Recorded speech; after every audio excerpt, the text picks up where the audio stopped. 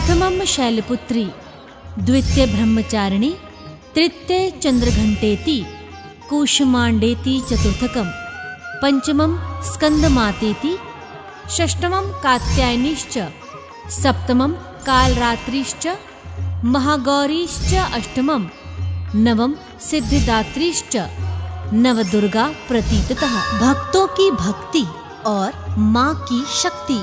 इस नवरात्रि घर बैठे कीजिए देवी के दर्शन, देखिए 9 दिन 9 स्वरूप। शुरू होंगे शारदीय नवरात्र। कल से लगातार 9 दिन माँ के अलग अलग 9 रूपों की पूजा में लीन रहेंगे श्रद्धालु। माँ शैलपुत्री की आराधना के साथ शुरू होंगे मैया के नवरात्रे।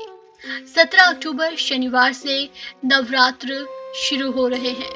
इस दिन घट स्थापना के साथ 9 देवियों की पूजा शुरू हो जाएगी। इस बार नवरात्र में तिथियों की घटबढ़ नहीं होने से 26 अक्टूबर को दशहरा मनाया जाएगा।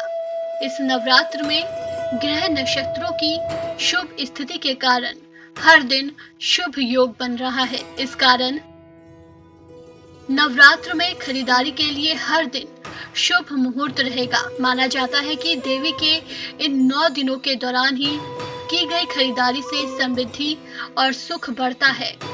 हिंदू पंचांग के अनुसार अश्विनी माह के शुक्ल पक्ष की प्रतिपदा से नवरात्र पर्व शुरू होता है, जो नवमी तिथि तक चलता है।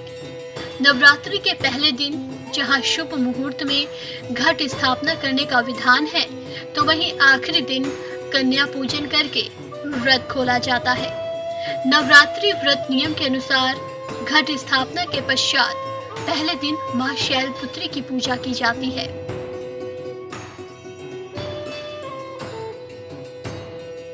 कलश स्थापना के बाद मां का आवाहन किया जाता है। मां शैलपुत्री पर्वत राजा हिमालय की पुत्री हैं और नवदुर्गा का पहला स्वरूप है। घट स्थापना का सबसे शुभ समय प्रतिपदा का 1/3 भाग बीत जाने के बाद होता है। अगर किसी कारणवश आप उस समय कलश स्थापित ना कर पाए तो अभिजीत मुहूर्त में भी स्थापित कर सकते हैं। प्रत्येक दिन का 8वां मुहूर्त अभिजीत मुहूर्त कहलाता है। ये 40 मिनट का होता है। हालांकि इस बार घट स्थापना के लिए अभिजीत मुहूर्त उपलब्ध नहीं है। आइए जानते हैं घर पर किस शुभ मुहूर्त में करें घट स्थापना, क्या है इसकी संपूर्ण विधि। शारदीय नवरात्रि में कलश स्थापना का शुभ मुहूर्त 17 अक्टूबर 2020 को सुबह 6:23 से 10:12 तक है। कलश स्थापना के लिए जरूरी सामग्री क्या है, ये भी जान लें। लाल रंग का आसन खरीदें।